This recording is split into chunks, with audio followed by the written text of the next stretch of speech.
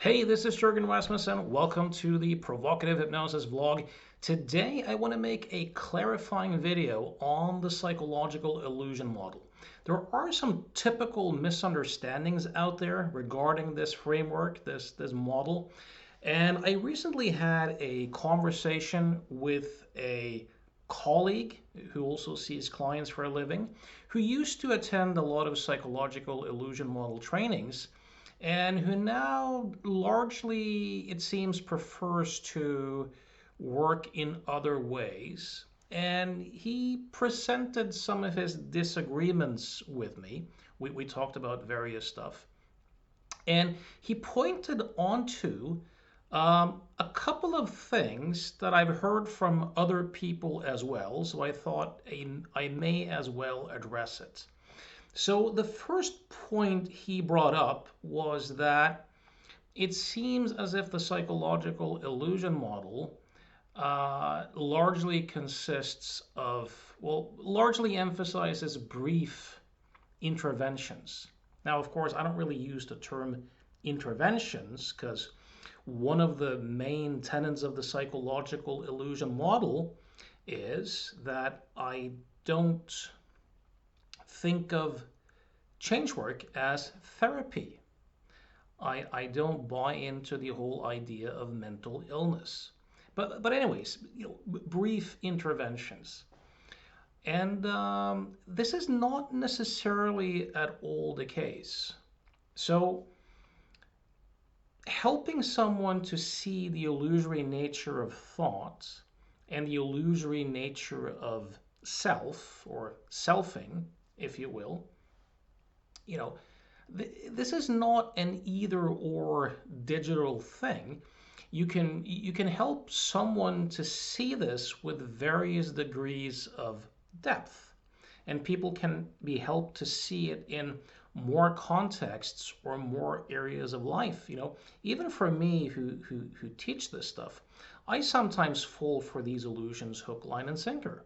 I don't always see this stuff. So a client might, for example, you may see a client for fear of public speaking, and they completely get it in that particular context, and it's a huge revelation. But they may not necessarily see this stuff much in their marriage or in some other aspect of their life. So I have had and still have clients who, people I mentor, and also people I see as clients who I have seen for a long time and who I'm helping to deepen their insights into this type of stuff across contexts. So, what I'm trying to communicate here is don't necessarily look at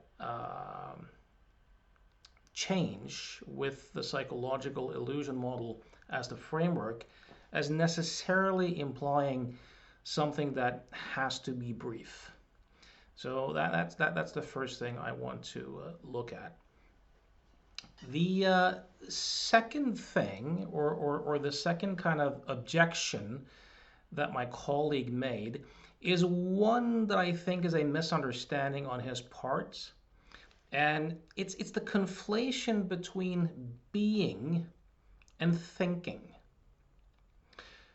So his objection was that in the psychological illusion model, as with non-duality, as with the three principles, he says there seems to be this idea that as soon as someone just sees the illusory nature of thought, they're fine, they're healthy, there's no problem there. And he talked about people who might be traumatized and people who might have an unstable base and so on and so forth.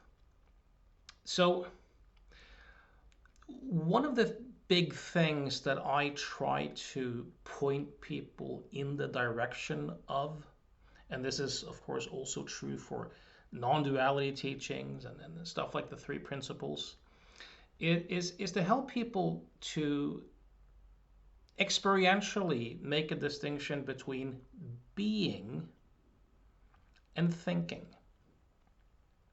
So if someone truly explores the nature of being, what you find is that being itself has no objective qualities.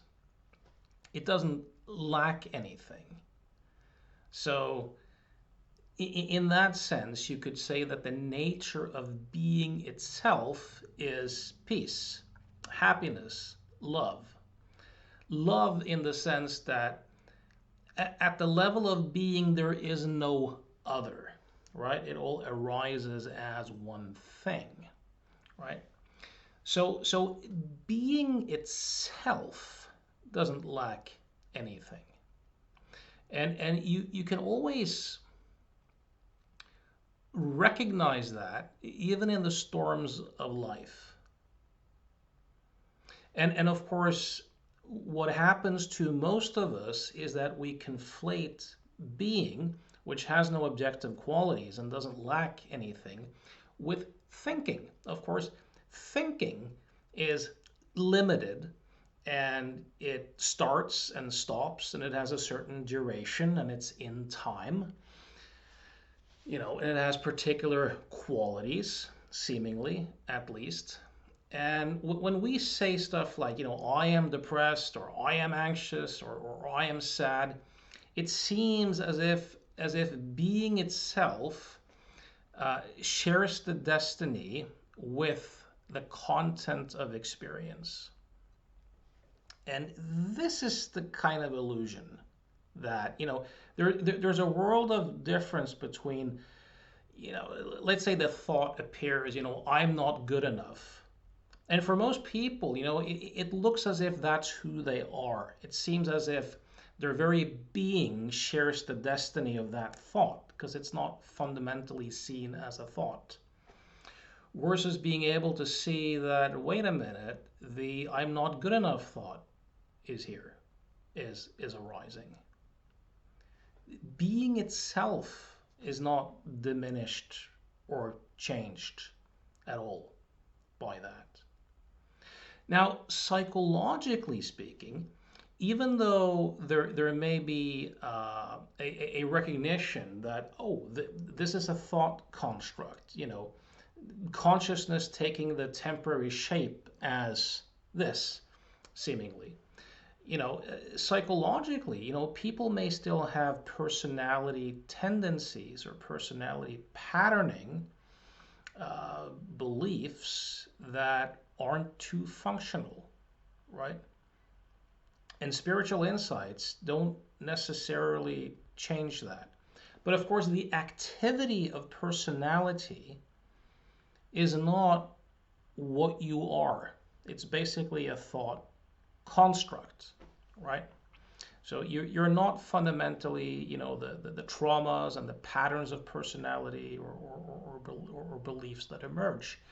This is conflating being or consciousness with thinking. So that's a really, really important distinction. Something else, and this is something I think I have communicated quite clearly in seminars, but of course I never quite know what someone else might be hearing.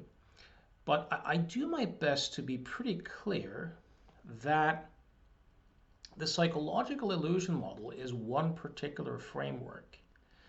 It's not the end-all be-all. It's not going to be a good match for all clients at all times. There will be clients who just won't resonate with this and who just aren't ready for this and just don't want to move in this direction. And with those clients, I may do very different stuff. I might use more provocative approaches. I might use a more traditional Albert Ellis-inspired rational emotive behavior therapy approach. I might draw upon more classical hypnotherapy or NLP approaches or breath work or tasking or philosophical conversations or just having them get sunlight and proper sleep. You really should have different frameworks that you can use with different clients.